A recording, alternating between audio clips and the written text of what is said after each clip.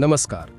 રાજકોટ જિલ્લાના ધોરાજીમાં આવેલ માધવ ગૌશાળા ટ્રસ્ટ દ્વારા આજ રોજ શાકોત્સવનું આયોજન કરવામાં આવેલ, જેમાં હજારોની સંખ્યામાં હરિભક્તોએ ધાર્મિક કાર્યક્રમનો લાભ અને પ્રસાદ લીધો હતો અને માધવ ગૌશાળા ટ્રસ્ટ દ્વારા 21 ગૌશાળાને ચેક વિતરણ કરવામાં આવ્યો હતો। રાજકોટ જિલ્લાના ધોરાજીના જામકંડોરણા રોડ પર આવેલ માધવ વિહારમાં આજ રોજ સંત મહંતો અને હરિભક્તો અને ધોરાજીની સેવાકીય પ્રવૃત્તિ કરતી માધવ ગૌશાળા ટ્રસ્ટ ધોરાજી દ્વારા શાકોત્સવનું આયોજન કરવામાં આવ્યું હતું, જેમાં ધાર્મિક કાર્યક્રમ શાકોત્સવનું ભવ્ય આયોજન કરવામાં આવેલ હતું, જેમાં ધાર્મિક મહંતો અને હજારોની સંખ્યામાં હરિભક્તો ઉપસ્થિત રહ્યા હતા અને ધાર્મિક કાર્યક્રમ બાદ શાકોત્સવમાં પ્રસાદીનો લાભ લીધો હતો અને ધોરાજીની સેવાકીય પ્રવૃત્તિ કરતી અને દર વર્ષે દિવાળી સમયે રાહત દરે ફટાકડાનું વિતરણ કરવામાં આવતું હોય છે।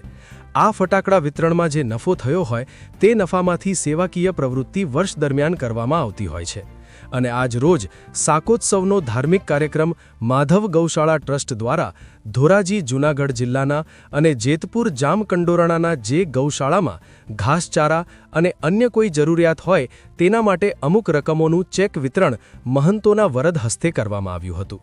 આમ ધોરાજીની માધવ ગૌશાળા ટ્રસ્ટ દ્વારા જે દર વર્ષે ફટાકડા વિતરણ કરવામાં આવેલ હોય, જેમાંથી જે નફો થયો હોય તે સેવાકીય પ્રવૃત્તિના વાપરવામાં આવે છે। સત્યતાની સાથે સ્પષ્ટ વાત। Mister Gujarat news, bureau chief, Dhoraji Alpesh Trivedi.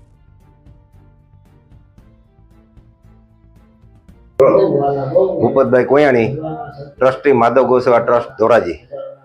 આજ રોજ વડતાલવાસી સ્વામિનારાયણ સંપ્રદાય દ્વારા શાકોત્સવનું આયોજન કરેલ છે। માધવ ગૌશાળા ટ્રસ્ટના માધવ વિહાર ખાતે આ આયોજન થયેલ છે।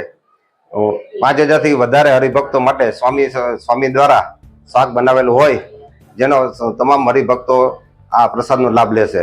સાથોસાથ માધવ ગૌશાળા ટ્રસ્ટ દ્વારા રાહત દરે ફટાકડાના વેચાણમાંથી થતી આવકમાંથી જે અનેકવિધ સેવાકીય પ્રવૃત્તિ કરવામાં આવે છે। ચાલુ સાલ પાછળતા વરસાદના કારણે જે સૂકાચારાનો ભાવ વધારો થયેલ હોય, જે ધ્યાનમાં રાખી અને ધોરાજી, જેતપુર, ઉપલેટા, જામકંડોરણા, જૂનાગઢ તાલુકાની કુલ 21 જરૂરિયાતમંદ ગૌશાળાઓને ₹51,000નો અનુદાનના ચેક સ્વામીના વરદ હસ્તે આપવામાં આવશે। ગૌશાળા 11,71,000નું અનુદાન આ નબળા વર્ષને ધ્યાનમાં રાખી અને તમામ ગૌશાળાને મદદ થવાનો પ્રયત્ન કરેલ છે।